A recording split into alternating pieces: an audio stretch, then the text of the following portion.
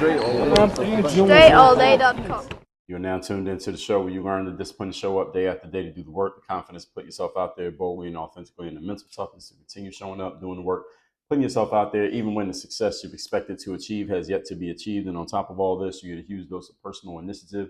That is the go-getter energy that moves any one of us, including yourself, to go and make things happen instead of waiting for things to happen. And then we put all this together into a series of frameworks, approaches, insights, strategies, and techniques all underneath the umbrella of one unified philosophy that is called Work on Your Game. My name is Dre Baldwin, also known as Dre All Day, and welcome to the show. And today's topic is how to build your presence and aura. Before we get into this, I remind you all two things. First of all, my daily motivation and Monday motivation message is guaranteed to have you focused, sharp, and on point to start your day or your week, respectively. All you got to do is be a member of my texting community to get those messages straight to your phone. Just text me at my number 305-384-6894. And once we start sending those messages out again, you'll be getting those straight to your phone. Secondly, Work on Your Game University. That's a place where I do all of my direct coaching. If you would like to have me as your direct coach, if you would like to get access to our best frameworks around mindset, strategy, systems, and accountability, and most importantly, you are a top 2% ambitious individual who is serious about getting to the top of your game and being the best that you can possibly be, which usually means being one of the best there is at what you do. That's the person that we want going to workonyourgameuniversity.com. Not the people who are just okay being okay. None of you who is just trying to maintain the status quo, but people who are serious at going to the highest possible levels that you can go to. I want you to go to workonyourgameuniversity.com. We are not looking for everybody. We're looking for the right people. That out the way. Let's get into the topic here again, which is how to build your presence and aura. Now, definition of these two words, presence, is defined as the state or fact of existing, occurring, or being present in a place or thing. Definition of aura is the distinctive atmosphere or quality that seems to surround and be generated by a person, thing, or place. And these are important because this is exactly what we're talking about here today. That's why I'm giving you these definitions. These are two words that I'm sure everyone listening to this has heard before. Maybe you have even used these words, but you may not have thought about them in any depth. Today, I'm going to explain to you how you can build these in yourself and build the value of building these within yourself and the value it will produce for you in your life, regardless of what you do and who you do it for. All right, I'm going to give you all of that here today. As long as you're dealing with other human beings, these two things, presence and aura, will be very important. So listen up and take notes. Point number one, topic once again, is how to build your presence and aura. Number one, it starts on the inside. This is the understanding part. Your presence and aura start on the inside. These are not things that you measure. They're not things that you count. They're not things that you list on your website. It starts on the inside. It starts with how you feel about you looking at the person in the mirror. This is all about mental conditioning. How you feel about you is about your mental conditioning, is about how you condition yourself mentally, which eventually gets through to the subconscious mind. The subconscious mind controls your energy about yourself, how you see yourself, your self-conversation, and ultimately how you show up and project yourself towards other people. All right, this is all based on the way you condition yourself mentally or how you are conditioned mentally, whether you did it or the environment did it, but you are conditioned one way or another. I wrote an entire book called The Mental Workbook about mental conditioning. You can get that book by going to workonmygame.com/workbook. And that book is all about the programming of the subconscious mind so that you can live the life that you want to live. Your presence and aura starts with what you say about you and how you feel about you. That's where it starts. And by the way, it ends there as well. What you say about you and how you feel about you is the entire game. It's about the internal conversation that is happening in your head at all times about you and by you, or by you and about you. But it's a conversation that you're having and the topic is you. And when you get control of that conversation, that's how you start to build the presence and aura that you probably want to show up with. Maybe you've noticed it in other people and you're wondering how they were able to do that. Is it just some luck? Is it something that people are just born with? Answers are no and no. These are things you can do intentionally. Now, some people naturally develop these simply because of who they're around in their association. So their environment may have been a lucky break for them. But this is conditioning and it applies to everybody. Everybody is conditioned one way or another. It's just a matter of what I'm distinguishing here is this a matter of you being conditioned by the environment by default, or is it a matter of you taking conscious and intentional control over your condition? Those are two different things on very different opposite ends of the spectrum. You must be very cognizant of what this conversation is because it's happening whether you know about it or not. So if you don't know about it, you are completely uncognizant. You are unaware, don't know what's happening, don't want to be there. You need to be very cognizant of what this conversation is, because if this conversation is negative or in any way unproductive, you are destroying and sabotaging your own success before it even happens. If you have a negative self-talk conversation going on, and you're asking yourself poorly worded and poorly framed questions that only lead to poor answers, then you are setting yourself up for failure before you even fail. Now, your failure happened 3 weeks ago. We're just going to find out about it tomorrow. So you got to be very cognizant of this conversation, because if you are not, the default in life, remember the law of entropy. Objects are usually moving into a state of higher and higher disorder. So when it's just you on your own and you are not consciously controlling your self-conversation, then you are moving into a higher state of disorder, a higher state of chaos. In other words, you're becoming more of a loser. That's what it means. So you're going to destroy and sabotage your own success before it even happens. Understand that you're conversing with yourself all the time. There's an ongoing conversation happening all the time. And if that conversation is a poor quality conversation, there's nothing that anyone or anything from the outside can do to counteract that, at least to stop you from going in a certain direction. You're going to go in that direction. So if you have you have the power of repetition working for or against you based on your own internal conversation, also the power of immersion, also the power of emotionalization. So you got all these things working in your favor. Let me say it again. There's nothing that anyone or anything from the outside can do to counteract your internal conversation. You have to choose to break the inertia if it's going the way that you want. So the power of repetition, we already know about immersion, and we already know about emotionalization. You can use these, okay? They can work for or against you based on your internal conversation. Immersion, emotionalization, and repetition. Because the words that you say to yourself are taken to heart much more than the words that anybody else says to you. What I say to you is not nearly as important as what you say to yourself. So even if you get it from me, I said it to you, you still have to take it and say it back to yourself in order for it to really hit where it needs to hit. Because you're not really going to be changed by something that I said. You're going to be changed by something that you said. Even if you got the thing that you said from me, I'm not the one who made the change. You must make the change. I can't force another person to change. That's impossible. So even if someone else says something that really strikes you positively or negatively, it only happened because there was something already within you that was congruent with the way that that person was thinking, talking, etc. There was something that attached to it. It's kind of like Velcro. This is what Jack Canfield talked about. In order for Velcro to work, you need two pieces. You need a piece that will hold the Velcro, and you need a piece that you stick on top, right? There are two different types of pieces on Velcro. And for anything that anyone else says to stick in your subconscious, it needs to be something already in there that believes it. And if there's nothing in there that believes it, then you got two options. One is you can get it in there, force it in there to where the subconscious has to accept it. Or two, you can get around some other environments and other people to where the seeds for the type of thinker that a high level individual like you would want to be can be planted. So you want to be in an environment around people who are already thinking this way, carrying themselves this way, talking this way, doing things that lead to this type of mindset, let's say. So even if somebody says something that really strikes you, again, let's say in a negative way, there has to be something within you that goes along with it. And someone says something that strikes you in a positive way, has to be something within you to go along with it. Either way, there has to be another piece of Velcro to stick to it. So what I or anyone else says to you, again, does not have nearly the effect on you of what you say to you. Point number 2. Today's topic, once again, is how to build your presence and aura. Number 2, how are you showing up? This is a question. How are you showing up? And this question I'm asking you literally and metaphorically. Like, how are you literally showing up? Like, when you walk in a room, what are people noticing? And then how are you showing up metaphorically, meaning just energy-wise, intention-wise, expectation-wise? How are you showing up in that way? I'm asking both questions. So when you show up to a place, are you ready to do whatever it is that you showed up to do? So, for example, when I played sports, sometimes if there was a game, sometimes players would start slowly in the game. The game would start and the players are on the court and they just seem to be moving in slow motion.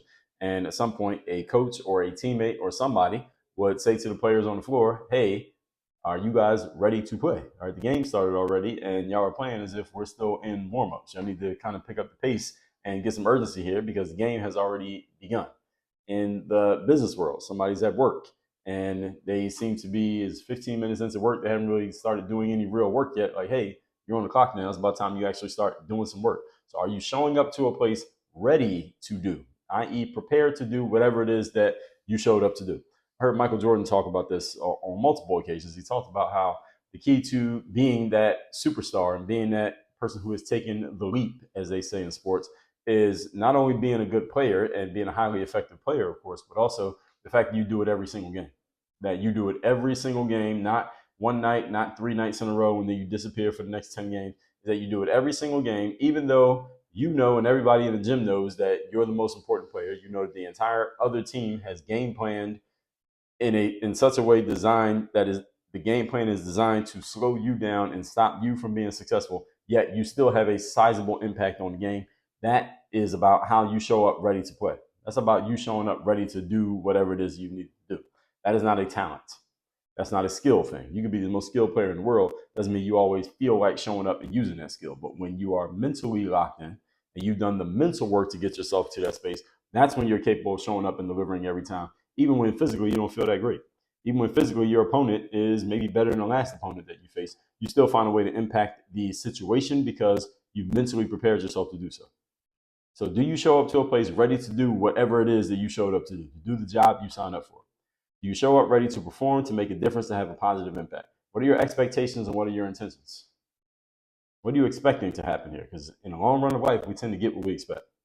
So the way you show up every day, especially when you're a leader, plays a huge role in what everyone else around you does because they are following your lead. I mean, that's what makes you a leader.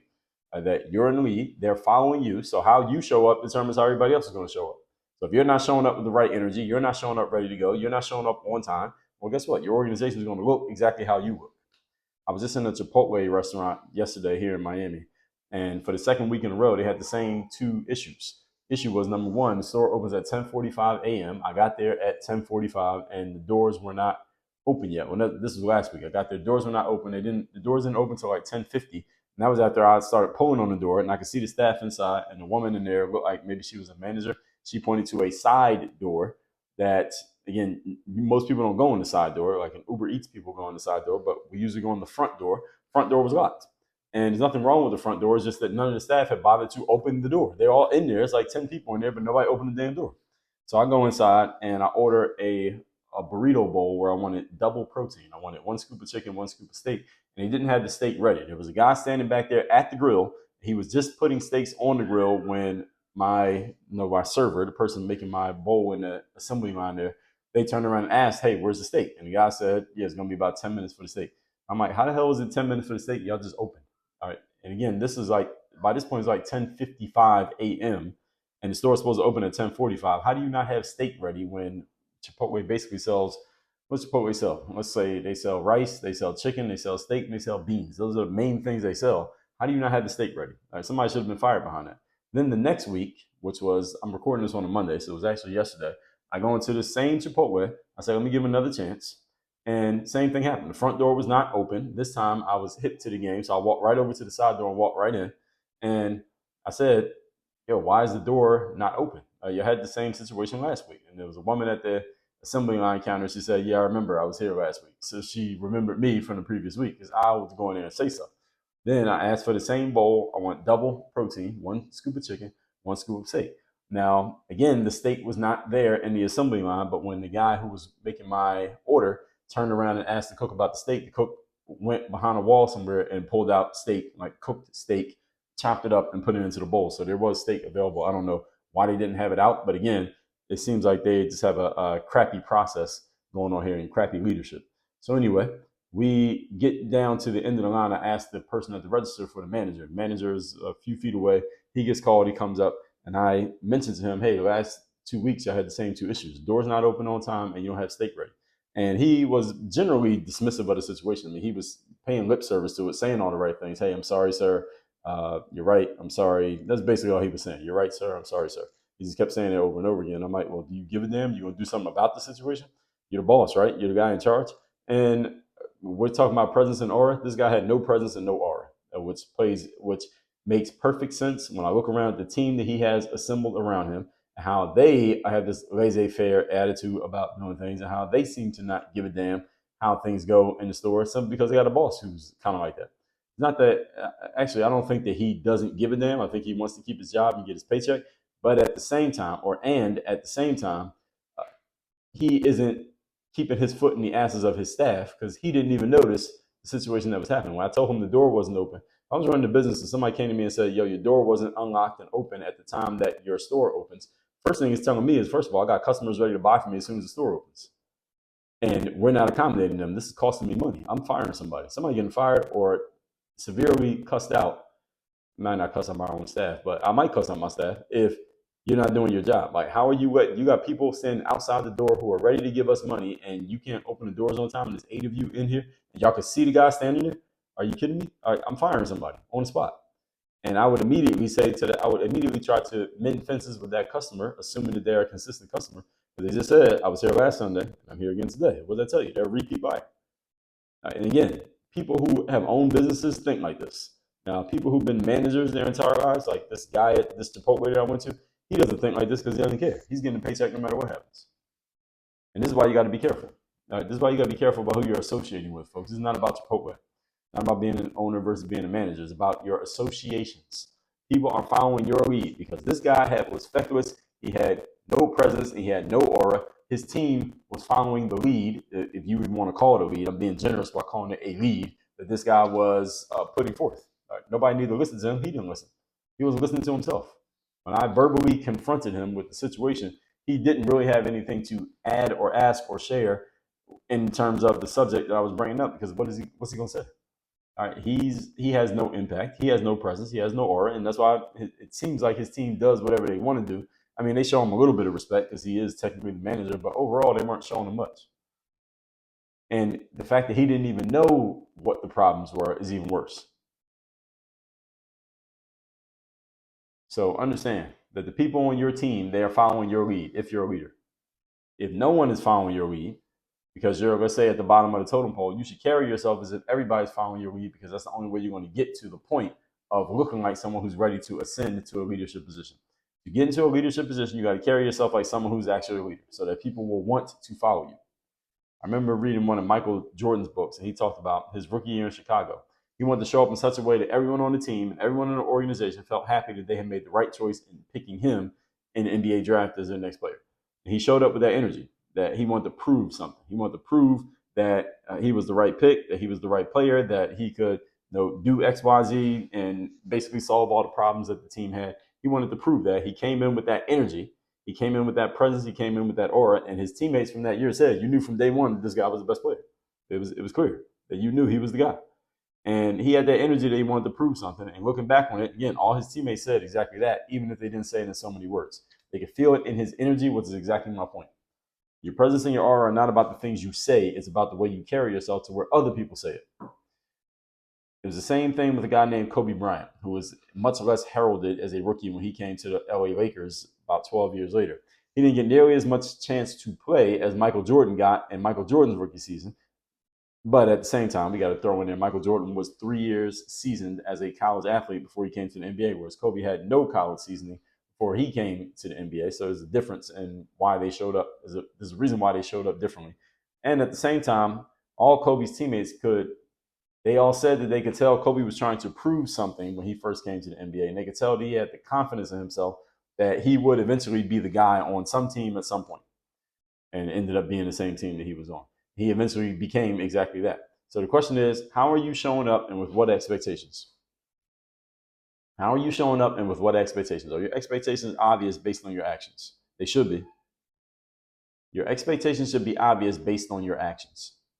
And if your expectations are not reflected in your actions, you better check your actions or check your expectations. But something got to be fixed. Something got to change. Point number 3. What do you want? The topic, once again, is how to build your presence and aura. Point number 3, what do you want people to think or feel when they come in contact with you? Somebody comes in contact with you. They share an elevator with you. They walk past you in the hallway and you say hello. They shake your hand. They hear you on the stage. They listen to your stuff. They read your material. What do you want someone to think or feel when they come in contact with you? This question goes hand in hand with the answers to what we talked about in point number 2. What inferences do you want people to make about you just from coming across your presence, even if they never talk to you, never hear you speak, or never know anything about you? What do you want people to believe about you just based on seeing you and feeling your presence? This is a great question that many people never ask because, again, many people don't even see the value in this stuff. But when you understand the value of it, then you would understand it. So, question again: what inferences do you want people to make about you just from coming across your presence, even if they never talk to you, never hear you speak, and never know anything about you? Understand that people are already making these judgments about you. By the way, everybody, people are making these judgments about you in every word that you say and every place that you go every single day. People are making judgment calls about what they see. These are people who, again, don't know you, but because they see you on a regular basis, they may start to develop some idea of who you are, what you're about, and what position you occupy in the totem pole of life in general. So anywhere that you go on a consistent basis, even if you are not recognizing people, people may be recognizing you. I can't tell you how many times I've met people here in Miami. I go outside and take my son on a walk every day, usually multiple times per day. And I can't tell you how many times I've met a person and I think that I'm meeting them. And then they'll say to me, well, I see you all the time walking with your son. I see you all the time doing this. But people say, I see you all the time in the gym. I see you all the time in the building. I'm looking at this person like I've never seen this person before. They never registered to me, but I'm registering to them. What do you want people to register about you if they're seeing you and you're not even seeing them? It could be the same thing, because you should be carrying yourself with a certain presence and aura all the time, regardless of who is noticing you and who is not. If someone does notice you, they should notice your presence and your aura, because you have designed it intentionally, on purpose. So a person happens to be within an organization that you're in, let's say. They have an idea about the position you occupy there. Understand that all of these inferences are being made based on snap judgments, just based on nonverbal communication of energy, presence, and aura. This is how people are deciding about you. We decide about other people based on their energy, their presence, and their aura before there is a conversation. You ever seen someone who you know personally and you know them? Like, you know them by name, they know you by name, and you saw them once and you could tell by their energy, their presence, and their aura that they really didn't want to be bothered, and you just didn't bother them that day, even though you know them? Of course we have. We've all, so I'm saying all that to say all of you have this ability. You all have this ability to read the presence, aura, and the energies of other people. And now all we're going to do is turn the table, and you're going to start putting your presence, aura, and energy out there so that other people can read you. And you want to put out a certain aura that makes people want to know more about you. That's what you want. So think about your internal conversation, your body language, your eye contact, and how all of that is translating to people who, again, don't even know you and have never spoken to you. So how are these things translating? The way you're talking to yourself, the way you hold your body, the eye contact you're making, your tone, everything else about you, the way you show up, the way you're dressed, the people you're talking to, who you smile at, who you don't smile at, all of those things, people are making conclusions or coming to conclusions about you, even if you don't even know that they're there. They're watching you. All right, so this translation is happening at all times. Let's recap today's class, which is how to build your presence and aura. Definition of presence is a state or fact of existing, occurring, or being present in a place or thing. And aura is the distinctive atmosphere or quality that seems to surround and be generated by a person, thing, or place. Again, all of you have heard these words, but you probably haven't thought as deeply as we want to go into it here today, what they mean and how you can use it. Number one, starts on the inside. This is all your mental conditioning. I wrote the entire book, the mental workbook, about mental conditioning and programming of the subconscious mind. Your presence and aura start with what you say about yourself, and then they extend out to what everybody else comes to accept, believe, and go along with. Number two, how are you showing up? All right, this one I mean literally and metaphorically. What do you look like? What kind of energy are you giving off? What do people guess about you just from seeing you when you walk into a room? And then on top of that, because this is what we're talking about, is how you're showing up on a literal sense. In a metaphorical sense, what's your energy like? You can read somebody's energy when they walk in the room. You can feel the energy of another person even if you don't see them. You can feel their energy just by the way that they're doing everything else. Everything other than the words is telling you a whole lot about another person's energetic state. And so when you show up to a place, are you ready to do whatever it takes that you showed up to do? Whatever you showed up to do, or you do whatever it is necessary to get into the position that you want to be in. Because if you're not, then hey, you got to know what game you're in. Again, one of Michael Jordan's books, he talked about his rookie year in Chicago. He wanted to impress everybody. And his teammate said he impressed everybody, right? Because he came in with the expectation. This is not about the goals, folks. It's about the expectation. When you have an expectation around something, you will take actions that are commensurate with that expectation. So if you expect negative, you're going to take actions that lead to negative. You expect positive, you're going to take actions that lead to positive. Okay, so Kobe Bryant, same thing when he came to the NBA, was not as heralded as Jordan, didn't get as much playing time up front. But all his teammates said, you could tell this guy wanted to be the best. He wanted to be a leader. And eventually he became the best and he became a leader. Point number three. What do you want people to think or feel when they come in contact with you? This goes hand in hand with the answers what we talked about in point number 2. What do you want? Emphasis do you want people to make just from coming across your presence, even if they never talk to you, hear from you, or speak to you ever again? What do you want people to believe about you just from seeing you? All right, this is all part of building up your presence and building up your aura. So these inferences are made based on snap judgments, just based on your nonverbal communication of energy, aura, and presence. So think about that internal conversation, your body language, your eye contact, everything other than your words, how all of that is being communicated, even to people to whom you will never, ever speak. It is translated. All that said, folks, text me, see you in my community. My number is 305-384-6894. Also, workonyourgameuniversity.com. You want to be a high-level performer. You are not okay with just being okay. You are not easily offended. You are serious about showing up on the third day. You want to take your situation, everything you're doing professionally and personally, to its highest possible level. I will coach you on how to do it. Go to workonyourgameuniversity.com. Work on your game. Dre all